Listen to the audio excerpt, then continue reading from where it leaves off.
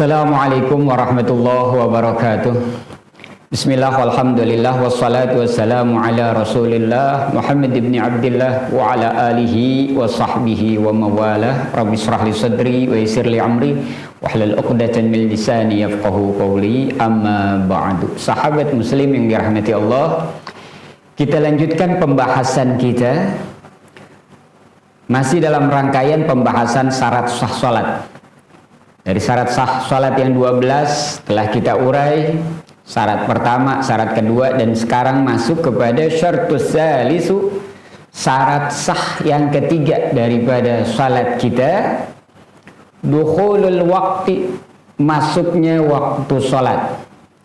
Di dalam salat wajib kita yang 5 waktu, wa huwa zawalu syamsil zuhri, dan masuknya waktu salat untuk waktu zuhur adalah zawalus syamsi, tergelincirnya matahari. Tergelincirnya matahari adalah bergesernya matahari dari posisi atas di tengah-tengah di atas kita, sehingga bergesernya matahari ke arah barat. Nah, itu disebut tergelincirnya matahari. Ketika matahari telah bergeser dari posisi tengah-tengah, nah itu masuklah waktu zuhur. Di waktu itu kita bisa mulai melaksanakan salat zuhur. Wa bulughu zilli kulli syai'in mislahu, dan kemudian apabila telah sampai bayangan sesuatu itu sama dengan bendanya, nah ini masuk waktu asar. Zaidan ala zillil istiwa'i lil asri, ya udah lebih daripada bayangan, lebih dari waktu istiwa sampai panjangnya bayangan satu benda daripada pantulan yang dihasilkan sinar matahari. Ketika panjangnya bayangan matahari telah bergeser kepada arah barat, ya bergeser dari timur ke barat, kemudian menghasilkan bayangan dari setiap benda ke arah timur bayangannya. Ketika panjang bayangan yang dihasilkan dari sinar matahari sama dengan panjangnya benda yang kita miliki, apabila kita miliki, kita dirikan di satu tempat atau satu lantai, apakah tongkat atau satu benda yang panjang, bayangan yang dihasilkan panjangnya sama dengan benda tersebut atau lebih dari sedikit daripada benda tersebut, maka masuknya waktu asar dengan kita bisa mengetahui bentuk bayangan, panjang bayangan yang dihasilkan dari sinar matahari. Dari yang berkaitan dengan tanda-tanda alam itu, ini menggambarkan masuknya waktu-waktu salat kita yang 5 waktu.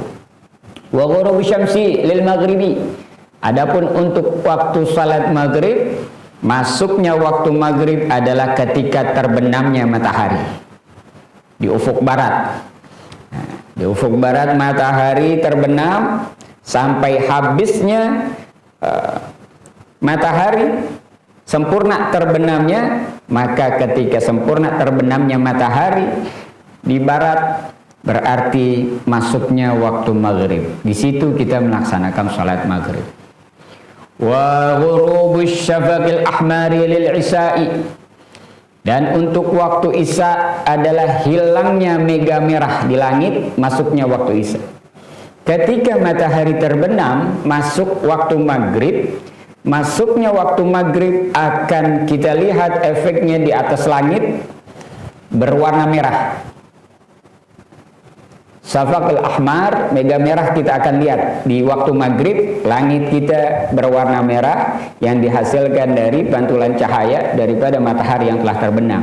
Selama mega merah itu ada, berarti posisinya masih belum masuk kepada isya. Ketika mega merah yang di langit sudah hilang, hilangnya mega merah, masuknya waktu isya untuk salat isya kita. Wa tulu'ul fajri sadiqi mu'taridi januban wa simalan lil fajri, dan adapun untuk salat subuh, terbitnya fajar shadiq. Fajar shadiq bentuknya mu'taridi januban wa simalan, dia membentang di ufuk membentang secara horizontal di garis horizontal ujung bawah langit kita, yang membentang berwarna putih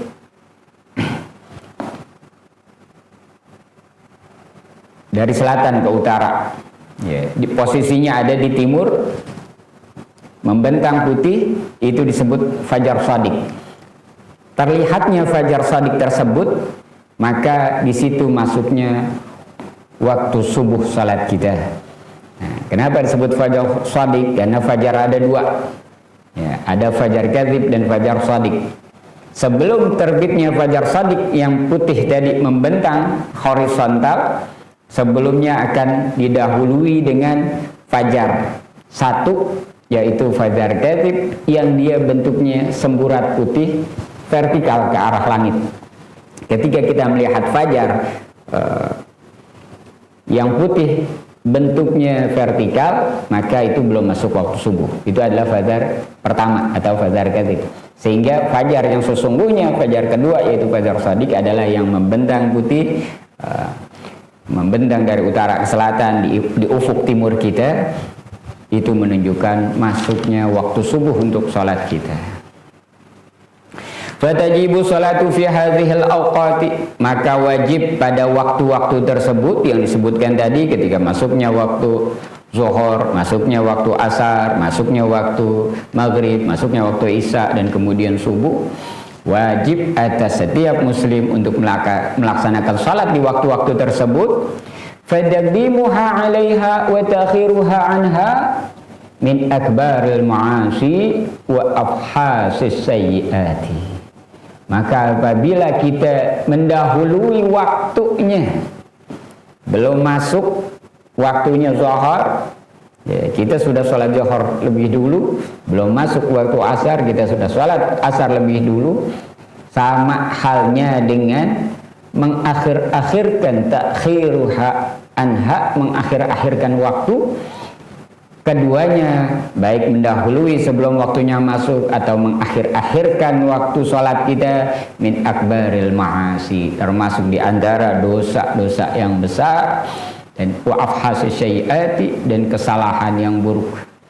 Sahabat muslim yang dirahmati Allah, waktu-waktu tersebut kita pahami, pada kondisi-kondisi tertentu, kita yang hidup di tengah zaman modern ini dengan segala macam kemudahan dan sumber-sumber informasi masuknya waktu dengan mudah, itu tidak menyulitkan kita untuk mengetahui masuknya waktu sholat. Tapi mungkin akan ada saat-saat di mana kita tidak bisa menemukan informasi-informasi, tidak mendengar azan, tidak mendengar informasi tentang masuknya waktu sholat, tapi dengan mengetahui tanda-tanda tadi, itu membuat kita tahu kapan kita akan melaksanakan sholat-sholat yang wajib atas kita daripada sholat 5 waktu tersebut.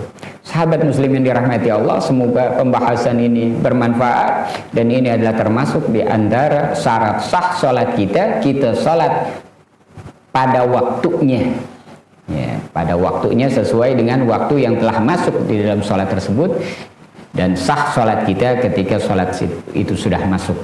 Sehingga apabila sebelum masuk waktu sholat itu kita melaksanakan sholat, maka sholat kita tidak sah, karena syarat daripada syarat sah sholat kita tidak terpenuhi di situ.